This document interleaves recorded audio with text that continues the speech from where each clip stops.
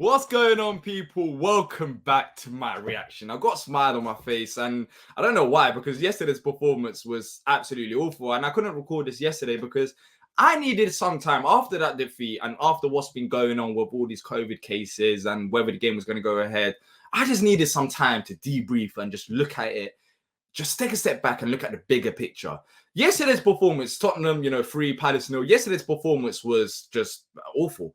And I think we're talking about COVID cases. Patrick Vieira wasn't there, and there were also some key first team players missing. But when you're looking at yesterday's lineup, I honestly don't understand why we wanted the game called off in the first place. I thought the situation would be way worse. We basically had the same lineup against Southampton, apart from Mark Guehi not starting. So we had a strong lineup. And look, this Tottenham side that we face, we should have caused more trouble. But this Tottenham side that we face, it is a different Tottenham side from Nuno. Like we saw that yesterday, and it was also like even before the game, I feared that we would lose, but I didn't think it'll go like this badly. And in yesterday's game, we just seemed like we lack creativity. I mean, when we had the ball, especially in the first half, we're talking about first half. When we had the ball for like the first 20 or 30 minutes, we kept possession and we dominated possession in the first half an hour, but what did we do with that possession? I know people like talking about, we kept the ball, but we had 0 shots on target even before Wilf got sent off, which I'm going to talk about in just a second. We didn't have that creativity. And talk about Wilfried Zaha, before we talk about the red card, I mean, the expectations from him are high, and rightly so. He is our greatest player of all time, for me anyways. He's up there for me. Of course, some people may defer, but he yesterday, and not only just yesterday, in the games that he's played over the last 5 games, I think we haven't seen the same Wilfried Zaha. And that's slightly worrying, I guess. Look, when he picks up the ball, the Wilf that we know picks up the ball, turns and runs. Yesterday, the Wilf that picked up the ball, it just seemed like he couldn't be asked for it, but he just didn't want to take on players. And I don't understand that, because that is what Wilf done in the last game against Tottenham, and he absolutely destroyed them. He destroyed Emerson Royal. He destroyed their defense, and he was just running back at them. But yesterday's Wilf, when he did pick up the ball, it was like he pick up the ball, he would give that pass, or he would turn around, he give it back. Like he didn't want to run with the ball, and that's what I don't understand. Because Wilf, you've got it in you. You are that guy. You scare opponents. That's the reason why you got sent off yesterday, because they tried to get under your skin. So why not use your abilities and go at them? Go at them. Take them on. And we didn't see that yesterday. Now, we were talking about Zaha and whether he cost the game. For me, I don't think he cost the game with that red card, because as I've just said, we didn't create much even when we did have the ball when he was on the pitch.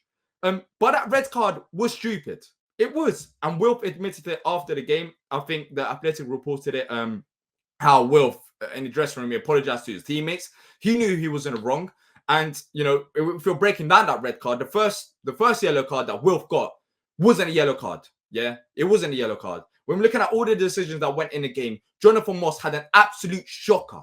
And I'm not going to be sitting here talking about referees week in, week out for the last 10 years for nothing to change. Like, seriously, what is going to happen about these referees? Now, yesterday, I'm not saying we lost because of the referees. Tottenham deserved to win.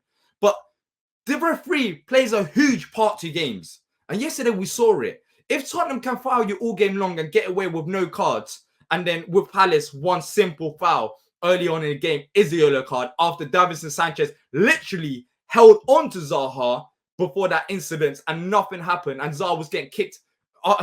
Even before that foul, Zaha got kicked onto the ground. Once again, no foul. And then the referee allows that to happen. But when it's Palace, when they foul us, it's a straight away, sometimes he didn't give the foul. And when he did give the foul, it took him about 70 minutes to book Oliver Skipp, who should have got a yellow card in the first half. He got away with so many challenges. And it's about that. Like, we're talking about Premier League referees. If Jonathan Moss was not experienced, then I'll say he's not experienced. He was just awful. Back he goes down to the Championship. But we're talking about one of the better referees in the Premier League. He's highly respected. And if these are the type of referees that we have in the Premier League, where they can't make decisions without bias, because it seemed like Jonathan Moss wanted to send off Wilf. Wilf was very stupid for that red card. He's 29 years old. He's turning 30. And his emotions at times, it runs high and it helps him. And then when he loses his head, this is what happens. But, you know, he lost his head yesterday. I mean, it was stupid from him, and there's no excuse for that. But, you know, Jonathan Moss was eager. It seemed like he was eager to send off Wilf. And what's going to change? Nothing. Because tomorrow, Jonathan Moss is VAR at a game against Norwich. And if we're talking about the best league in the world, put in the best referees in the world. I don't care if they're English, if they're coming from Mars, if they're coming from America. I don't care where they're coming from. Get the best referees in the world. And I understand that not every decision can be accurate. These are humans making decisions. But in games like yesterday, when there seemed like there's a considerable bias in terms of yellow cards given to us and yellow cards given to Tottenham and decisions given to them and versus us, there seemed like there was bias yesterday. There wasn't no consistency that I saw from the referee. When that happens, you just have to look at the quality of the referees. These referees, and also the linesman yesterday that was down the left-hand side where Wilf got fouled. You know, he was non-existent as well. Like yesterday, he was awful. I was at the game. Like even offside calls and fouls that happened in front of him, he seemed like he was nervous. And if he got nervous, like with all due respect, if you're nervous enough to be a linesman or be a referee in the Premier League and not make consistent decisions, then this league isn't for you. I don't care where you're from. I don't care who you are. You just have to be the best to officiate the best. That's how it should work for me.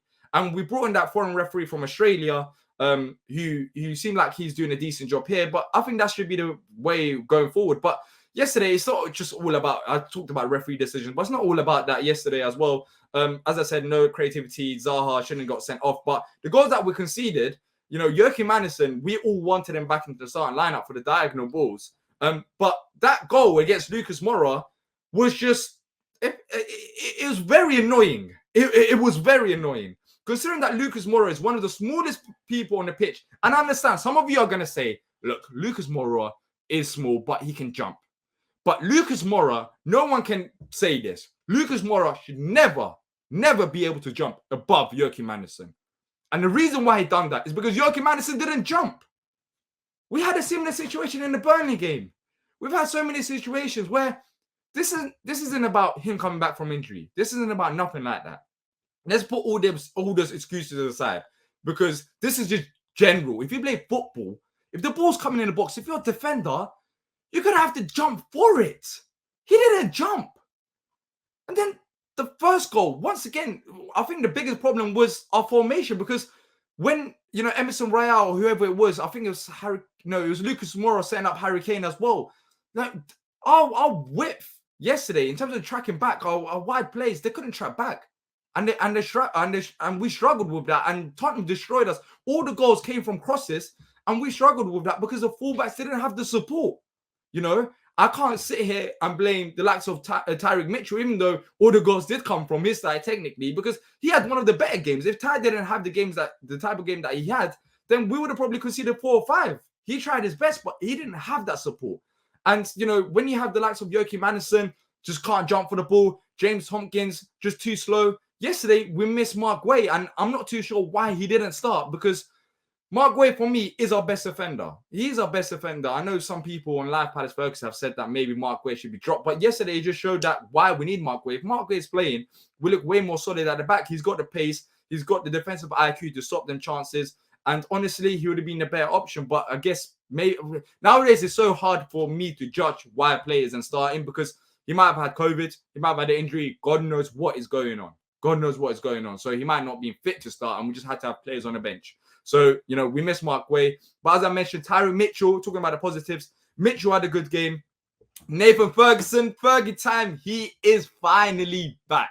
And this is the time that I've been waiting for as well. This is what put a smile on my face. He came on at left back yesterday, which was a bit odd because I want to see him play right back more often than not.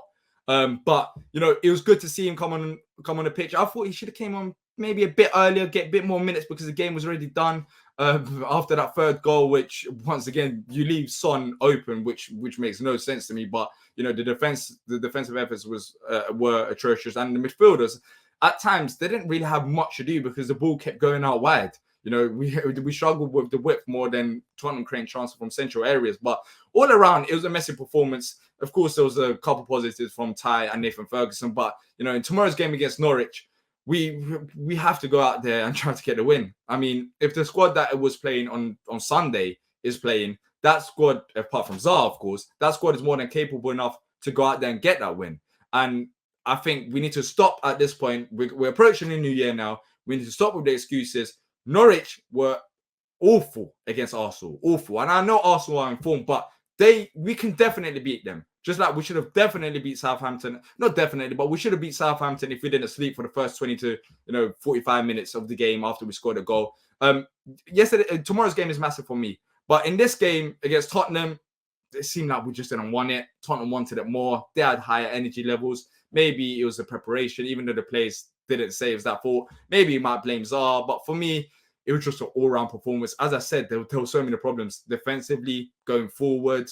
It might be the formation. You can say it as it is, but look, I talk for a lot. That's it from me today. That's my general feelings towards the game. We can blame Zaha about the red card, but the Zaha problem is bigger than that. Why is he not taking on players? We can talk about the defensive efforts as well, but then we didn't have Mark Way there. All around, is a disappointing performance. But if we want to go and have something and have hope in this season, then we need to beat the likes of Norwich. We just have to. Otherwise, it's going to be a mediocre season, and the season is going to end in a month's time where we can't finish. We can't aim really for top 7. Even though that's going to be very ambitious. Oh, we won't get relegated. We're just going to be stuck with 12th, 13th all season long. It's not going to be exciting. So hopefully we go and get a win against Norwich. But that's it from me today. We'll be back tomorrow for the live match reaction, player ratings, and also my reaction. Hopefully I'll be a bit more positive, talk about a bit more positives out of the game.